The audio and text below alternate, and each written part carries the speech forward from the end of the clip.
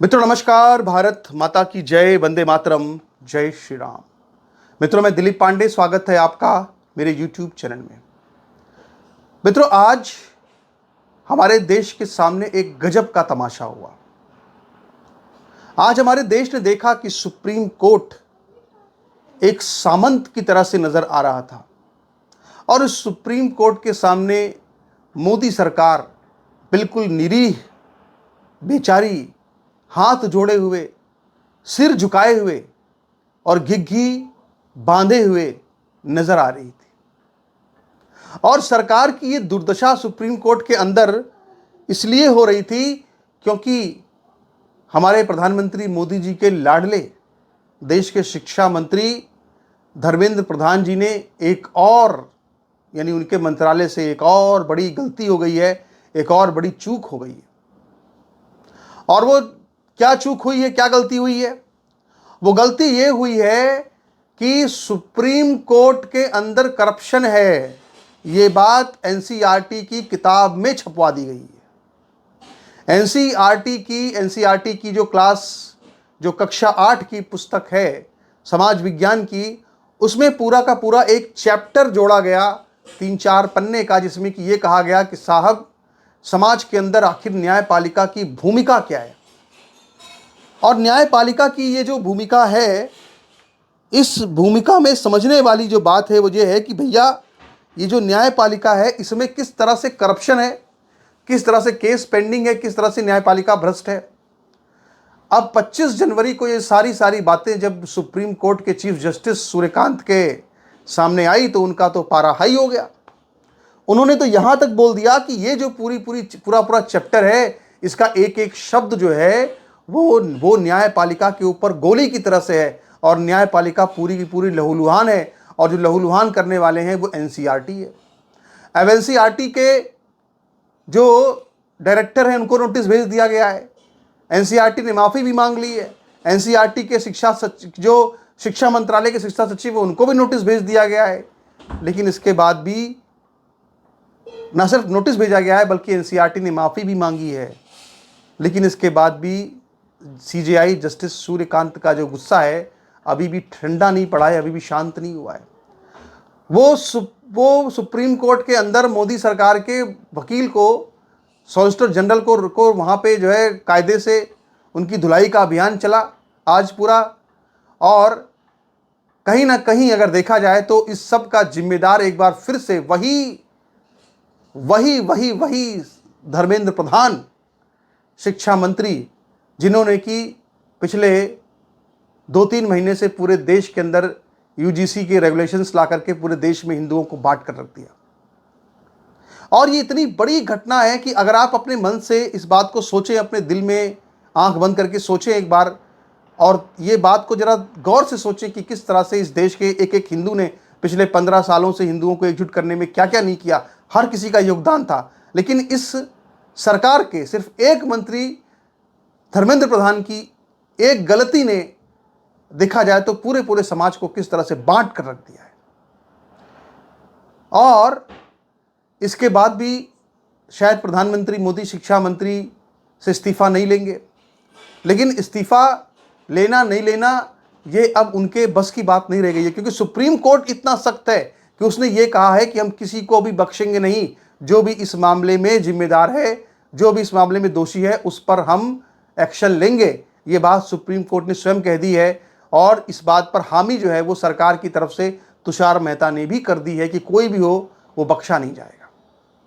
इस पूरे मामले में किस तरह से जो सरकार के वकील थे वहाँ पे उनकी हालत खराब दिखी, किस तरह से वहाँ पे बहस चली, वो बहस अपने आप में बड़ी दिलचस्प है।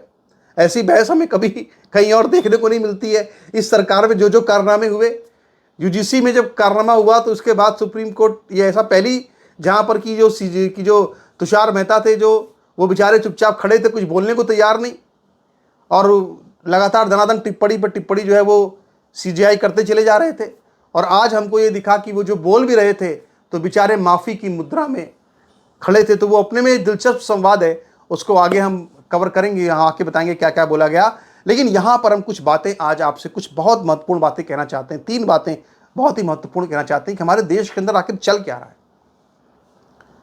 मित्रों, हमारे देश के अंदर यह चल रहा है कि अगर किसी के पास ताकत है, अगर किसी के पास शक्ति है, पावर है, तो उसको फिर उसका मान सम्मान है, उसको अपनी मान सम्मान की रक्षा करने का अधिकार है, वो अपने मान सम्मान की बात कर सकता है।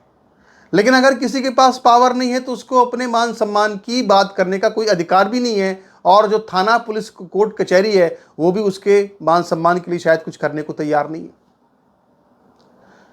3 घटनाएं आप देखिए इन 2 महीनों में जो देश ने देखा। एक तरफ प्रधानमंत्री मोदी जो कि संसद के अंदर कहते हैं कि कांग्रेस पार्टी कहती है कि मेरी कब्र खोदेगी, मेरी मां को गाली दी जाती है। दूसरी तरफ दूसरी घटना, सुप्रीम कोर्ट की न्यायाधीश, न्यायपालिका इस बात से आहत है कि उनका अपमान किया गया पूरी किताब में चैप्टर छाप करके, और जिस तरह से घूसखोर पंडित जैसी फिल्म के मामले में सिर्फ डायरेक्टर को थोड़ा धमकी देकर छोड़ दिया गया, लेकिन इस मामले में कहा जा रहा है कि एक एक चीज़ की जांच होगी, एक एक चीज़ देखेंगे हम कि कौन इसके लिए जिम्मेदार है। ऐसी सख्ती कहीं और किसी मामले में तो नजर आती नहीं, क्योंकि पावर है तो अपने सम्मान की फिक्र है। लेकिन तीसरा मामला जो है वो रुचि तिवारी का है, जहां पर कि हम ये देखते हैं कि सब कुछ कैमरे के सामने हुआ, लिंचिंग की कोशिश हुई, और इसके बाद पूरे देश के अंदर किस तरह से गालियां दी गई रुचि तिवारी को, किस तरह से उनके ऊपर इतने घटिया स्तर की टिप्पणियां की गई, उस पर भी किसी ने अब तक संज्ञान नहीं लिया, कोई अब तक अरेस्ट नहीं हुआ, कोई अब तक गिरफ्तार नहीं हुआ।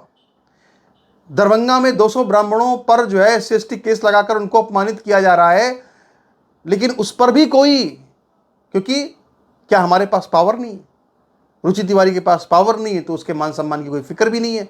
आखिर उसके मान सम्मान का जिम्मा जिनका है, इस सरकार का, इस सुप्रीम कोर्ट का, वो तो अपने मान सम्मान की फिक्र में डूबे हुए हैं।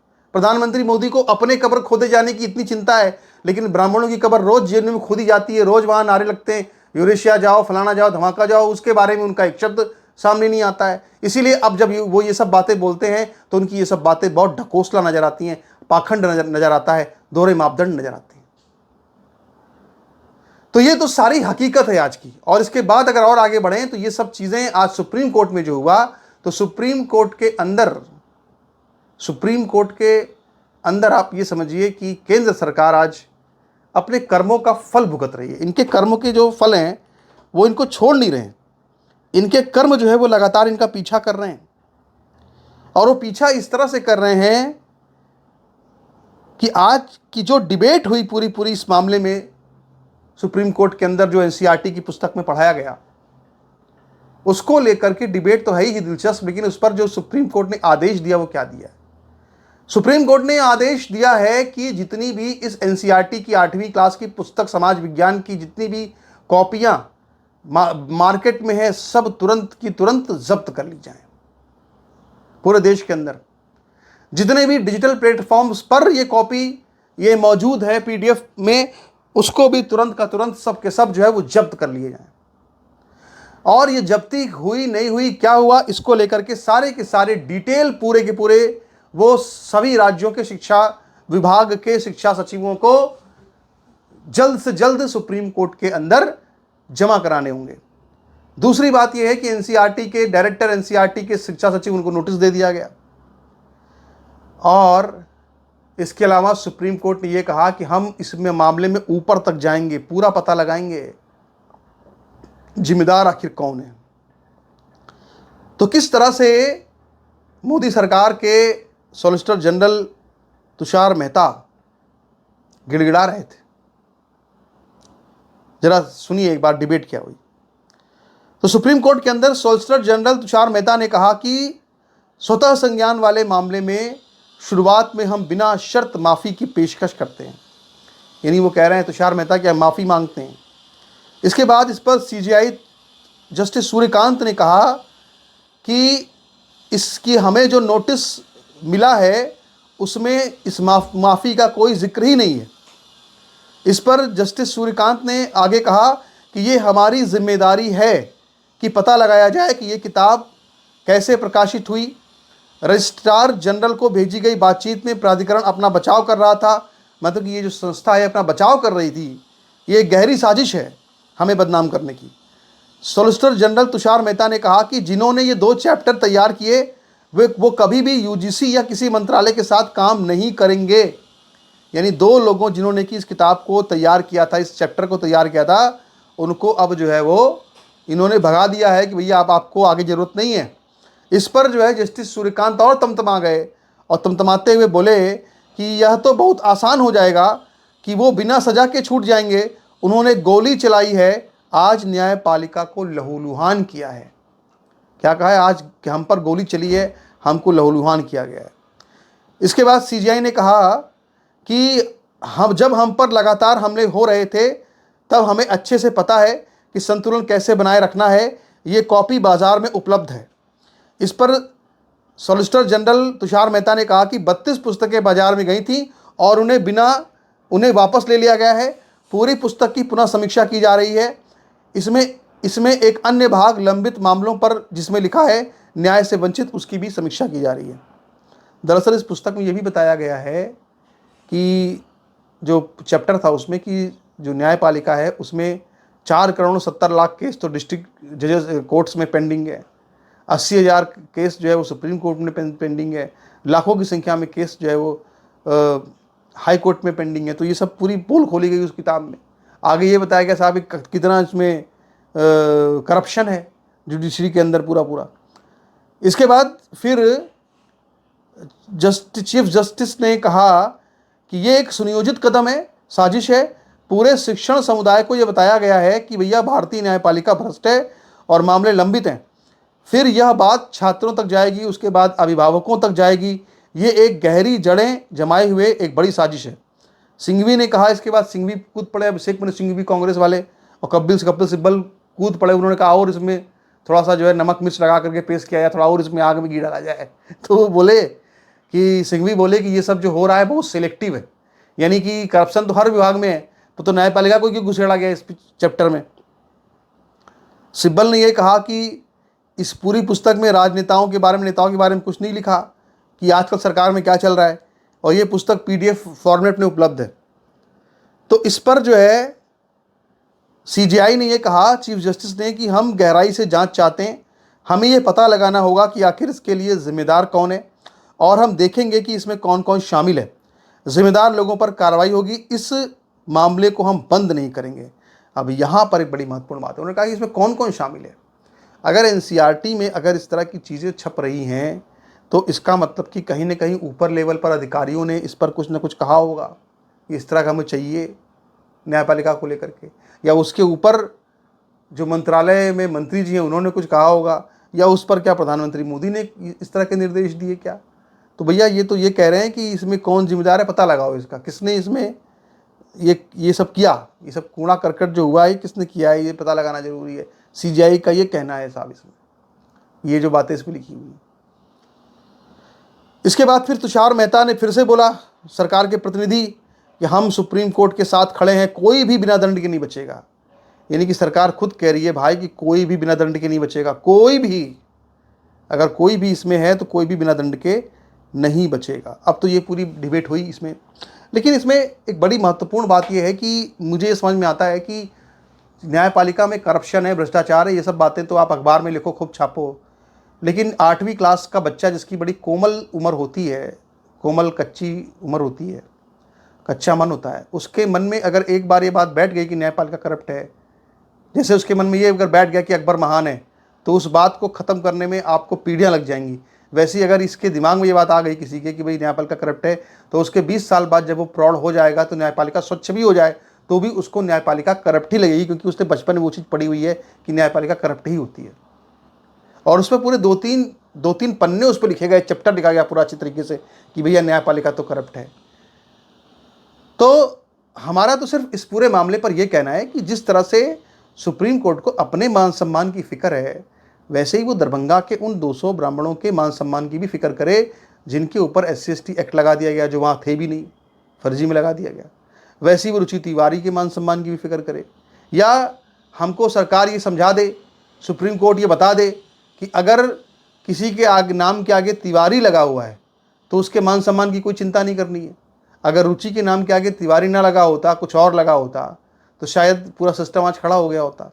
लेकिन चूंकि रुचि के नाम के आगे तिवारी लगा हुआ है, वो ब्राह्मण है, तो वो क्लेम नहीं कर सकता कि हमारे खिलाफ अत्याचार हुआ है। और इस बात का सबसे बड़ा प्रूफ प्रमाण ये है कि सब कुछ कैमरे के सामने होने के बाद भी कोई कुछ भी बोलने को तैयार नहीं है, बल्कि उल्टा रुचि तिवारी को ही इसमें फंसाया जा रहा है, या उनको आरोप लगाए गए कि उन्होंने सवाल ही गलत पूछा था, जबकि हम बार बार कह रहे हैं कि सवाल एकदम सही था।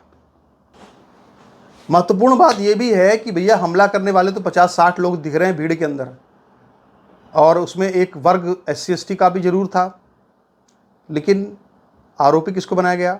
आरोपी बनाया गया ब्राह्मणों को उसमें, कि ये मामला ब्राह्मण वर्सेस ब्राह्मण है। सरकार ने या पुलिस थाने ने क्या किया, इस मामले को ब्राह्मण वर्सेस ब्राह्मण बना दिया कि वो तो ब्राह्मणों ने ही ऐसा किया रुचि तिवारी के साथ में। तो आप ये समझ लीजिए कि किस बड़े पैमाने पर सामान्य वर्ग के साथ अपमानजनक व्यवहार किया गया। UGC में कहा गया कि आप जन्मजात अपराधी हैं, रेगुलेशंस में, मतलब छिपे तौर पे यही था। और इसके बाद जो कुछ हुआ उससे भी पब्लिक का गुस्सा अभी भी बहुत ज़्यादा है, 7वें आसमान पर है। तो मेरा ये मानना है कि इस पूरे मामले में सरकार कुछ कार्रवाई करे और इस मामले को समझे, क्योंकि उससे उसको और नुकसान हो सकता है। नमस्कार, धन्यवाद।